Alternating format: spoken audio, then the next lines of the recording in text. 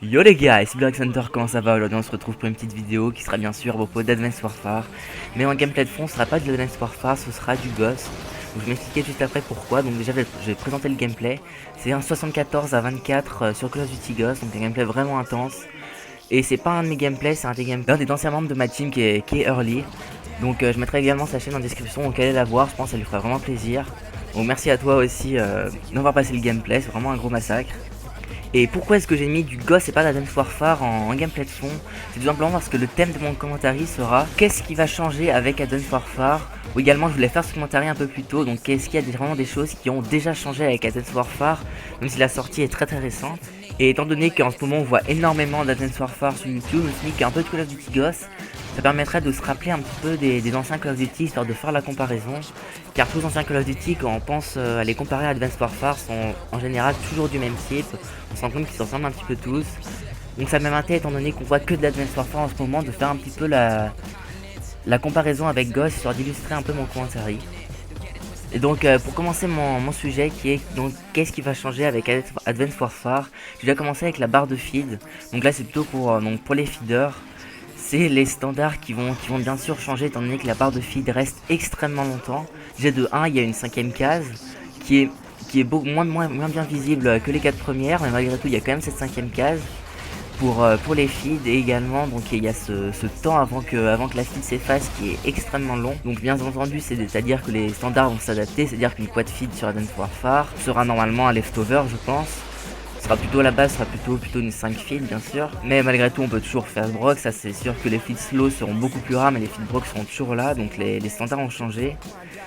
Et aussi un autre truc que j'ai remarqué c'est la camp qui a vraiment diminué. Là on est au début d'Advanced Warfare, donc je sais pas si c'est lié à Advanced Warfare le genre lui-même ou au fait que sa sortie est vraiment récente. Mais il y a vraiment très peu de camp, j'ai déjà pu jouer quelques parties, je suis environ à 5-6 heures de jeu.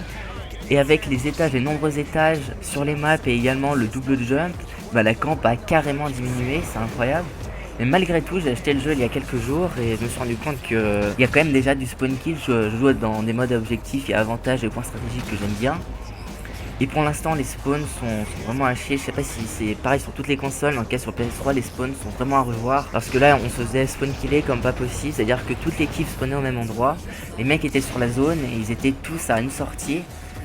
Et ils attendaient, et à un moment ils étaient tous en train de regarder la même sortie parce qu'ils savaient qu'on allait sortir par là. Étant donné que les spawns sont... Ouais, les spawns sont vraiment à revoir parce que c'est toujours les mêmes, c'est-à-dire qu'il y a pas de changement, on peut pas surprendre les ennemis par derrière, à part en refaisant tout le tour de la map. Et donc ce serait bien qu'ils nous fassent spawner quoi, des endroits un peu plus variés sur la map, histoire qu'on puisse arriver de différents endroits sur la zone, sans être obligé de faire le détour en faisant tout le tour de la map, étant donné que les maps sont quand même assez grandes sur ce jeu. Ça, c'est quand même plutôt assez chiant. Et ensuite également une autre chose qui est vraiment importante, c'est les armes cheatées. Pour l'instant j'ai vu aucune arme cheatée sur ce jeu, donc ça fait plaisir.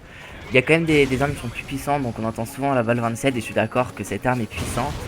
Mais malgré tout elle est pas cheatée, ses dégâts sont pas abusés. C'est juste c'est vraiment une arme polyvalente qui est même assez forte, mais qui est pas cheatée quand on pourrait nommer l'UMP45 de MW2 où il y a d'autres armes sur les Call of Duty. Il n'y a pas d'arme vraiment cheatée, c'est plutôt une arme polyvalente, vraiment la balle 27. C'est-à-dire qu'on n'a pas encore vraiment trouvé son style de jeu ou qu'on essaie de faire une nuque, une DNA assez simple, on prend la balle 27. Mais elle n'est pas non plus cheatée. Également certaines mitraillettes. Les mitraillettes sont pas du tout cheatées sur ce jeu en fait. Elles sont assez variées en fait. C'est-à-dire qu'il y a des mitraillettes qui sont vraiment très précises. C'est-à-dire qu'on ajoute le grip, etc. Pas mal d'accessoires. Les mitraillettes sont très précises. Elles ont une bonne cadence, mais malgré tout elles sont quand même pas très puissantes. Quand on regarde leurs dégâts, c'est pas très puissant. C'est-à-dire pour l'instant elles sont pas cheatées, c'est-à-dire qu'en mêlée elles sont quand même meilleures que les fusils d'assaut. Mais malgré tout elles sont pas surpuissantes, il y en a certaines qui ont vraiment une bonne précision. Bon, on peut pas dire que les mitraillettes sont cheatées en tout cas à mon avis. Et après la nouvelle classe qu'ils ont ajoutée c'est les armes laser, je crois qu'elles sont au nombre de 2. Et je les ai essayées et je sais pas s'il va y avoir un patch pour les améliorer ou quoi. Mais elles n'ont vraiment pour l'instant aucun intérêt je trouve, elles ont des dégâts vraiment très limités. Une précision qui est à revoir, c'est juste qu'en mêlée, si on arrive face à un ennemi, étant donné la précision au jugé qui est vraiment assez bonne, on peut le tuer de cette manière, mais sinon à distance ça fait très peu de dégâts. Et je comprends pas vraiment pour l'instant l'intérêt de ces armes, je sais pas s'ils vont l'améliorer par la suite ou quoi. Mais en tout cas le seul truc qui est bien c'est que ça a remplacé les fusils mitrailleurs qui étaient vraiment cheatés sur tous les Call of Duty, ils les ont jamais décheatés, si on peut dire ça comme ça, c'est-à-dire qu'elles ont toujours été super fortes, lunettes thermiques et tout. Là je crois qu'il n'y a que un ou deux fusils mitrailleurs, il y a la Amélie et également un autre fusil mitrailleur. Pour l'instant j'ai vu peu de personnes l'utiliser, donc ça fait plaisir. Donc peut-être qu'avec le temps on se rendra compte que c'est vraiment des armes qui sont surpuissantes. Et j'espère que si c'est le cas, bah il y a Sledgehammer Games qui va enfin pouvoir les patcher, quoi, histoire qu'on puisse jouer sans campeur. Déjà que la camp est réduite, ce serait bête qu'ils rajoutent une arme qui permet vraiment aux campeurs de revenir sur ce jeu. C'est vraiment dommage. Donc voilà, après avoir parlé des armes, je vais maintenant parler des joueurs performance. Qui pour moi ça va être beaucoup plus chaud, beaucoup plus difficile pour eux de faire de grosses performances sur ce jeu. C'est pas impossible, j'ai déjà eu des DNA qui ont été réalisés, que ce soit au niveau mondial ou même au niveau français, il y a des DNA qui ont été réalisés. Mais là tout c'est beaucoup plus chaud à cause des nombreux étages. C'est-à-dire que les ennemis peuvent arriver par au-dessus aussi bien qu'à notre étage que par au-dessus. Donc c'est vraiment difficile avec le double jump, soit le double jump ou le fait que les ennemis peuvent arriver de différents étages, ça devient vraiment difficile je pense. Après il y a également les armes qui font beaucoup moins de dégâts, qui font moins de dégâts que sur Ghost par exemple. C'est-à-dire qu'on tue pas aussi rapidement que sur Ghost, on dirait plutôt un Call of Duty normal on va dire. Où on tue normalement, pas avec en 2 balles c'est-à-dire. Et pareil en hardcore on tue pas en 1 balle sur ce jeu, ce qui fait quand même du bien. Et également pour les joueurs performance, il n'y a pas l'atout qui permet d'entendre les bruits de pas plus facilement. Le seul truc qu'il y a, c'est une capacité d'exosquelette qui existe, qui permet d'entendre les bruits de pas des ennemis plus facilement. Mais ça a donc un effet qui est limité dans le temps. Il y a un atout qui permet d'augmenter la durée de la capacité de l'exosquelette. Mais malgré tout, c'est quand même limité dans le temps. J'ai pas encore eu l'occasion d'utiliser car je l'ai pas encore débloqué sur mon compte. Mais voilà, ce sera quand même pas le Call of Duty le plus simple pour faire vraiment des gros scores, enchaîner les DNA, etc. Donc voilà à peu près pour les joueurs performance, à peu près tout ce que j'avais à dire. Il y a également un autre truc qui change vraiment avec ce Call of Duty, c'est la personnalisation des armes qui est possible avec les caisses de ravitaillement qu'on obtient en réalisant différents défis sur les parties.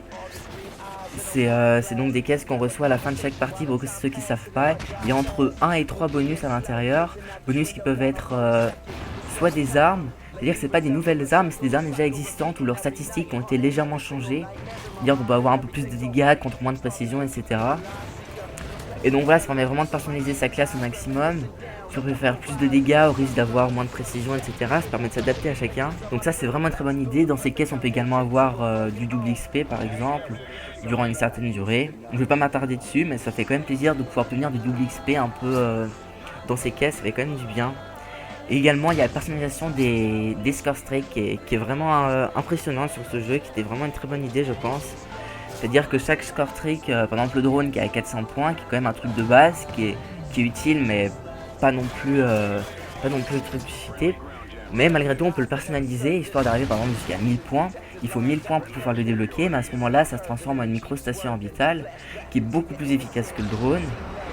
Et donc à chaque fois c'est une balance entre plus de points pour avoir un bonus plus puissant quand même, mais du même type. C'est toujours un drone amélioré, on peut également voir les ennemis à travers surface lorsqu'on améliore son drone.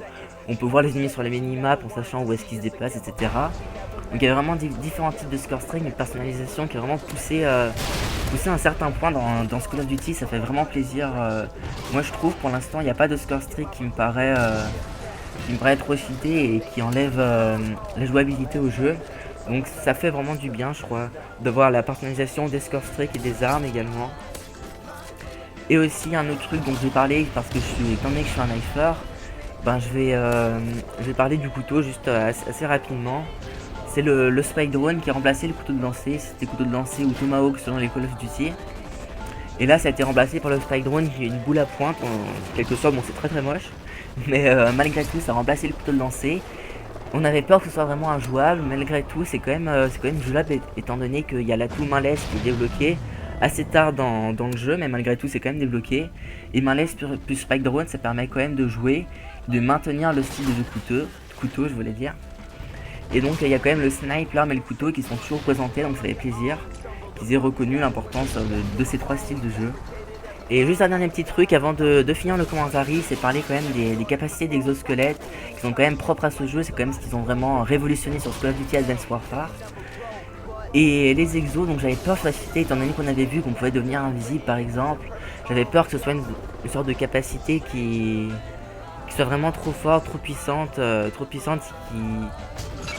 qu'on soit vraiment invisible. C'est vraiment ça dont j'avais peur et que une fois qu'on est invisible, bah, on a tout de suite l'avantage sur l'ennemi.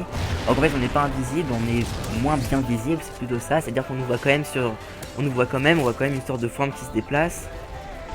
Et donc voilà, j'avais peur qu'il y ait certaines capacités qui soient trop puissantes, mais en fait non, que ce soit toutes les capacités qui permettent soit d'aller plus vite, soit d'entendre le bruit des pas, etc. Il n'y en a aucune qui est surpuissante par rapport aux autres. Donc ça m'a l'air plutôt assez bien équilibré pour un début de Call of Duty.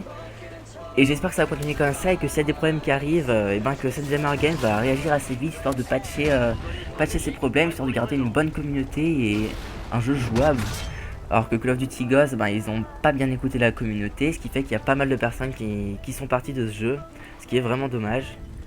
Donc voilà, donc en espérant que le commentaire vous ait plu, n'hésitez pas à mettre le petit like, le petit commentaire, afin de me dire ce que vous pensez de mon commentaire, et également votre avis sur le jeu, qu'est-ce qui va changer, qu'est-ce qui a déjà changé.